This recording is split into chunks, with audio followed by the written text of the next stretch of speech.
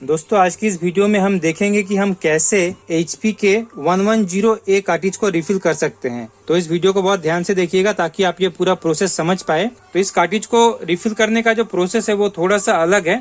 तो चलिए मैं आपको इस वीडियो में स्टेप बाय स्टेप पूरा प्रोसेस दिखाऊंगा। और गाइस ये जो कार्ट्रिज मेरे हाथ में है ये कंफर्टेबल कार्ट्रिज है। कंफर्टेबल कार्ट्रिज और ओरिजिनल कार्ट्रिज में आपको बस एक फर्क मिलेगा। यहाँ पर देखिए ये कंफर्टेबल कार्ट्रिज है तो यहाँ पर देखिए इसमें 1, 2, 3 स्क्रू लगे हुए हैं और इस तरफ भी सेम है। देखिए 1, 2, 3 स्क्रू लगे हुए हैं। ओरिजिनल कार्ट्रिज में आपको यहाँ पर स्क्रू नहीं मिलेंगे, आपको प्लास्टिक के लॉक मिलेंगे। उन लॉक्स को आपको क्या करना है, कुछ इस तरह का एक टूल लेना है।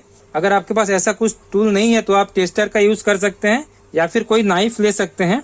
आपको क्या करना है, ये जो देखिए यहाँ पर गैप है ना, इसके ठीक बगल में ये जो गैप है, इस गैप में इस तरह से घुसाना है और बाहर की तरफ आपको प्रेस करना है। तो क्या होगा, ये जो लॉक रहेंगे यहाँ पर, ये लॉक कट कर ये प्लास्टिक जो है इसे हमें निकालना है तो ये निकल जाएगा। तो इस तरह से आपको यहाँ पर ये जो 3 स्क्रू दिख रहे हैं उसकी जगह आपको 3 लॉक मिलेंगे। तीनों लॉक्स को आपको इस तरह से खोल देना है।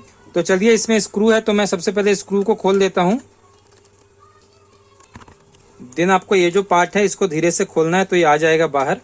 यहाँ से आपको इंक रिफिल करने के लिए डालना है। उससे पहले आपको क्या करना है, कार्ट्रिज को पूरा खोलना है। मैं आपको आगे बताता हूँ कि क्यों हमें इस कार्ट्रिज को पूरा खोलना पड़ेगा। अब इधर का भी खुल जाएगा, ये देखिए गाइस।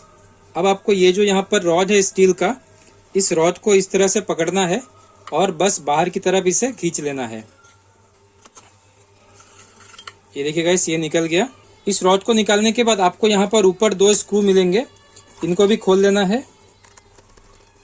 एक स्क्रू यहाँ है और एक स्क्रू यहाँ पर मिलेगा। अब आपको धीरे से इसे इस तरह से पकड़ना है और ये देखिए गाइस, ये 2 पार्ट में अलग हो गया। अब गाइस कार्ट्रिज का ये जो पार्ट है इसे वेस्टेज सेक्शन कहते हैं। जो भी इंक बर्न होता है यानी कि जो एक्स्ट्रा इंक होता है जब प्रिंट आउट हम लोग करते हैं वो इसमें जाकर स्टोर हो जाता है। और ये जो इसके ऊपर लगा हुआ है इसे PCR कहते हैं। एक रबर का रोलर जैसा होता है, इसे हमें पहले खोल लेना है। इसे इस तरह से खोलकर बाहर की तरफ खींच लेंगे। देन यहाँ पर देखिए ये जो 2 स्क्रू है, इन दोनों स्क्रू को हमें खोलना है। उसके बाद ये जो वेस्टेज सेक्शन है इसे हमें क्लीन करना पड़ेगा। तो इसे मैं खोल लेता हूँ। दोनों स्क्रू को खोलने के बाद ये जो पार्ट है इसे वाइपर ब्लेड कहा जाता है। आपको इस वाइपर ब्लेड को धीरे से पकड़ के इस तरह से निकाल देना है। अब गाइस आपको यहाँ पर ये जो कंपार्टमेंट दिख रहा है, यहाँ पर आपको पूरा वेस्टेज इंक भरा हुआ मिलेगा। आपको इसे ले जाकर बाहर कहीं फेंक देना है। मैंने इसे पहले ही साफ करके रखा है तो इसलिए ये अभी बिल्कुल साफ है।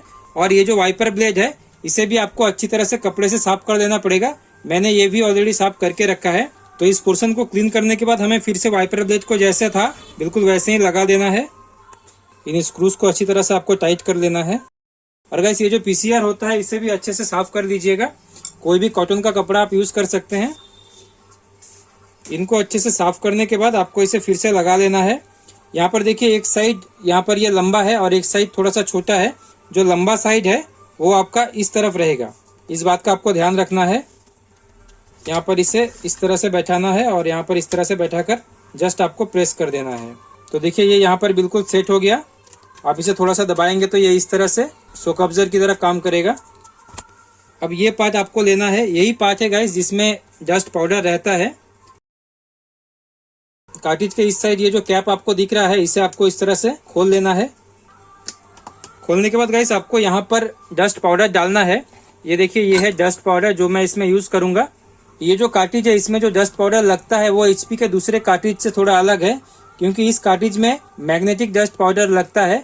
और दूसरे जो HP के कार्ट्रिज होते हैं, जैसे कि मान लीजिए ये 12A का कार्ट्रिज हो गया या फिर अगर इस तरह का 88A का कार्ट्रिज हो गया, ये भी HP के ही कार्ट्रिज है। लेकिन इन कार्ट्रिज में नॉन मैग्नेटिक पाउडर लगता है क्योंकि ये जो कार्ट्रिज है इसमें मैग्नेट रोलर पहले से लगा हुआ है।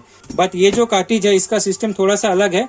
इसमें मैग्नेटिक रोलर नहीं होने की वजह से जो इंक इसमें लगेगा वो मैग्नेटिक इंक लगेगा। इस इंक को परचेस करने का लिंक मैं नीचे डिस्क्रिप्शन में दे दूंगा, अगर आपको जरूरत हो तो आप जाके चेकआउट कर लीजिएगा। अब गाइस आपको इसे सिंपली खोलना है। खोलने के बाद इसे आपको इस तरह से हटा लेना है। इस प्रोसेस को फॉलो करके आप अपना कार्ट्रिज खुद ही रिफिल कर सकते हैं और अपना पैसा और टाइम दोनों बचा सकते हैं। देन देखिए इस तरह का एक कैप अगर आपके पास रहेगा तो अच्छी बात है, नहीं तो आप जो कुप्पी होता है घर में उसका भी यूज कर सकते हैं। अदरवाइज कागज से एक बना लीजिएगा इस तरह का। देन आपको क्या करना है, यहाँ पर इस तरह से इस इंक को डालना है। सैमसंग कंपनी के जो लेजर प्रिंटर होते हैं उनके कार्टिज में भी इसी तरह का पाउडर यूज होता है, जो पाउडर इसमें यूज हो रहा है, यानी कि मैग्नेटिक पाउडर।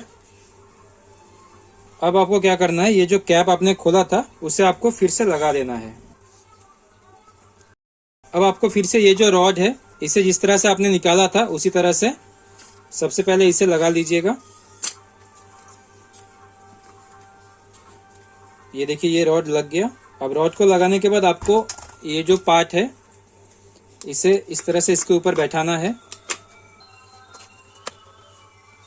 अब आपको सबसे पहले ये 2 स्क्रू लगा लेने हैं।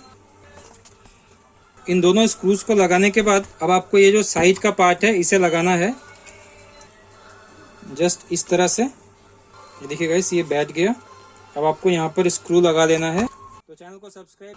अब इधर के पार्ट को लगाने से पहले एक बार देख लीजिएगा, यहाँ पर देखिए गाइस ये जो पार्ट है ये थोड़ा सा कटा हुआ है, तो उस हिसाब से यहाँ पे भी कटा हुआ है इसमें। तो आप पहले देख लीजिएगा कि किस तरह से इसे किस डायरेक्शन में रखना है ताकि ये इजीली फिट हो जाए। बस ये परफेक्टली फिट हो जाएगा। ये देखिए गाइस ये बिल्कुल परफेक्टली यहाँ पर बैठ गया है। अब आपको इधर के भी स्क्रू लगा लेने हैं और इन स्क्रूज को लगाने के बाद आपको एक काम करना है, आपको मैं अभी दिखा देता हूँ कि क्या करना पड़ेगा आपको। अगर आपका ओरिजिनल कार्ट्रिज रहेगा तो आपको स्क्रू भी लगाने की जरूरत नहीं है, बस आप इस कवर को लगा दीजिएगा अच्छे से, देन इसे प्रिंटर में इंसर्ट करके आप प्रिंट ले सकते हैं, कोई प्रॉब्लम नहीं होगा।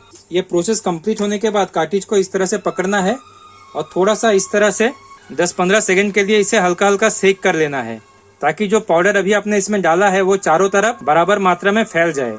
देन आप इसे प्रिंटर में लगाइए और बिंदास प्रिंट कीजिए। तो गाइस आई होप कि आपको ये वीडियो अच्छी लगी होगी। ऐसी वीडियोस रेगुलर देखने के लिए चैनल को सब्सक्राइब जरूर कर लीजिएगा। मिलते हैं अगली वीडियो में, तब तक के लिए जय हिंद।